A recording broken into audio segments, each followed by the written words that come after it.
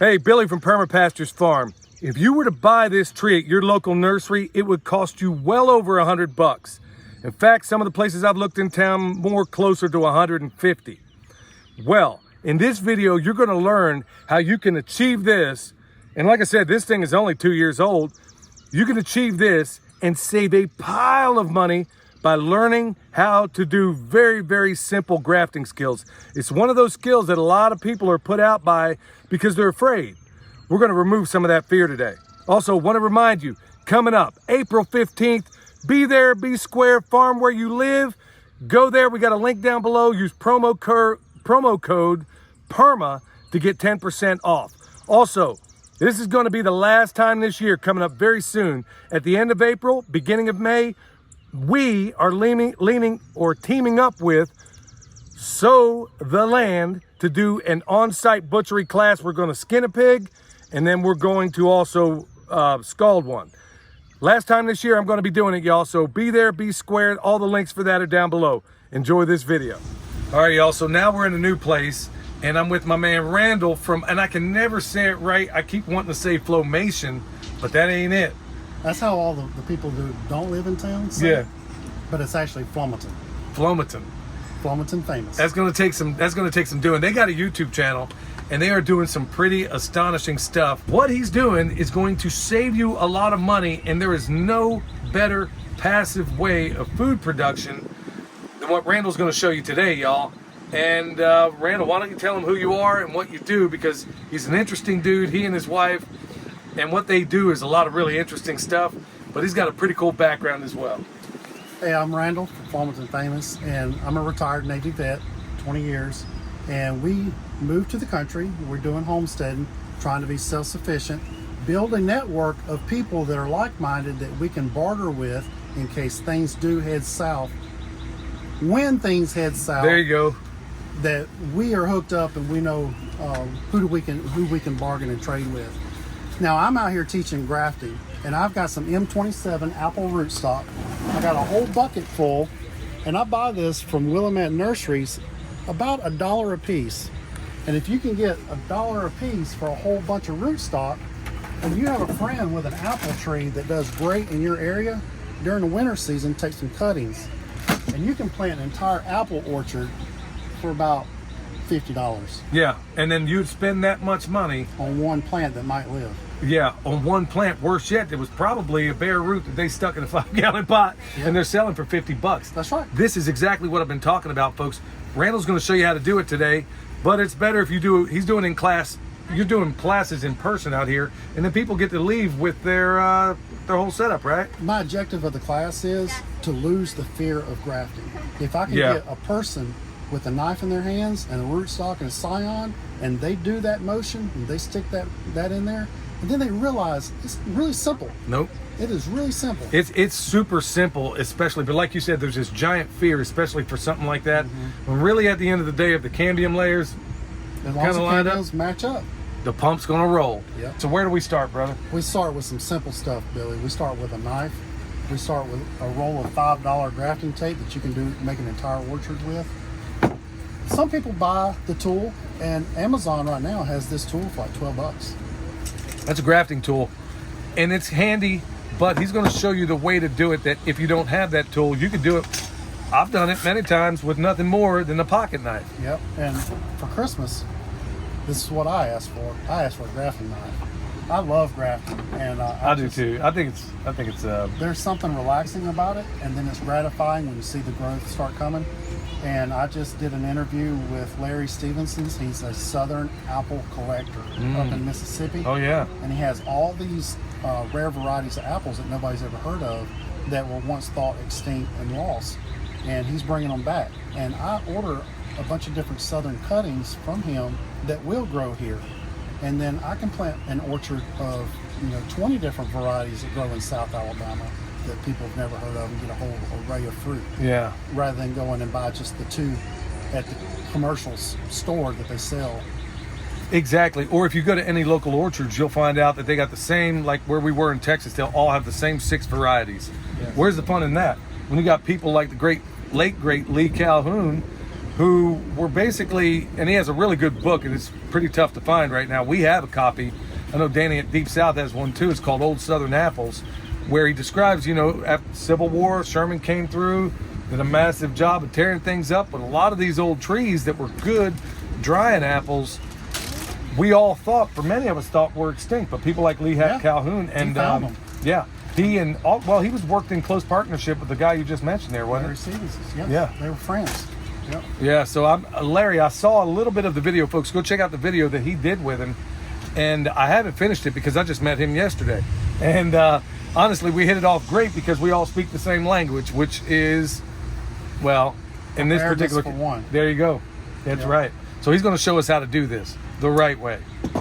All right, so what I'm doing now is the very first thing I want to do is I want to prepare my scion wood. This was dormant scion wood that I took back in January, right before we got a really bad freeze.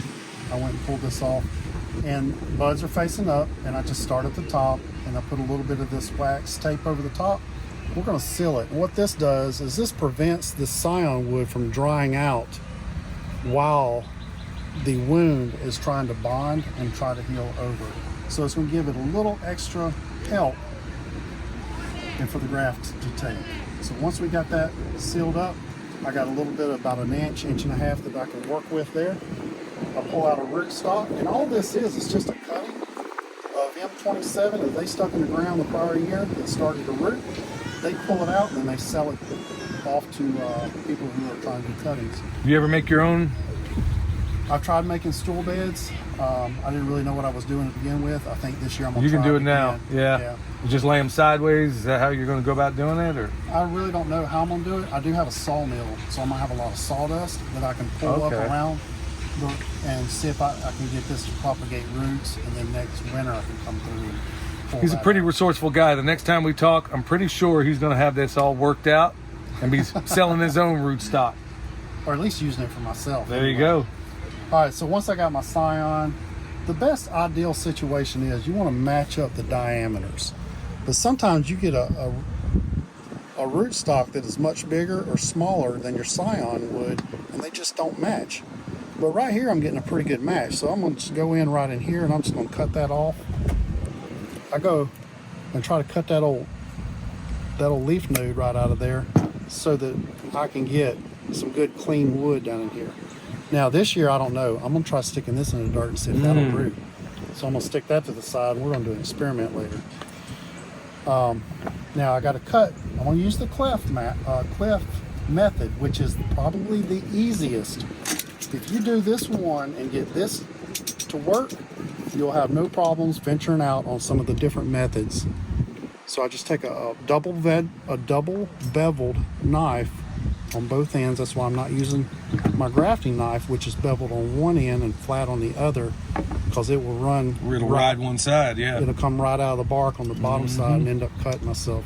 So I use a double beveled knife, and then I'm gonna split right down the middle. And I'm not forcing it. I'm rocking the knife, just getting it to just ease right down through the wood. Because if I try to force this, it'll slip out, and of course I'm gonna risk cutting myself again. I don't want to do that. It's all right. I'll get over it. Well, I'll make it just fine. It's all good. All right. So I got that split. I'm gonna come back to I'm gonna cut that old dead end off that's a little dried up. Just get rid of that. All right. So the proper way, and I've been teaching the people this here this time, is if you have your scion, if you're right-handed, put your scion in your left hand, put your blade in your right hand. And I'm going to near about lay it flat, and I'm going to just give a slow, steady pull. And I'm just going to bring that right down to the center of the stick. I'm going to flip it over on the other side. And that's the reason why you got the one side beveled, because it's riding to the center, right? Yep. Now we didn't get it all the way there, so we're going to try one more time. There we go. That's looking better. Above it.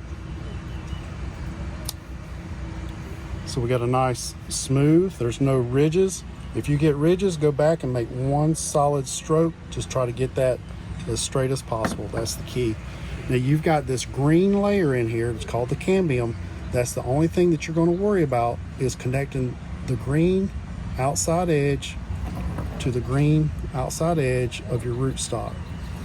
I'll stick my knife in there and open that up a little bit.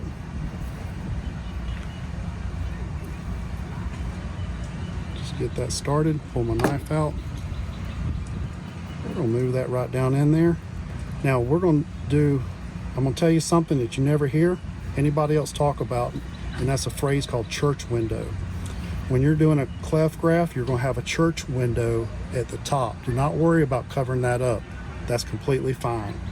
The key is make sure the sides line up on at least one side. Here it's lined up, over here not so much. As long as that one side is lined up and those cambiums are lined up, this graft is going to take. So from here, we're going to grab our, I'll go ahead and take my glove off through cutting.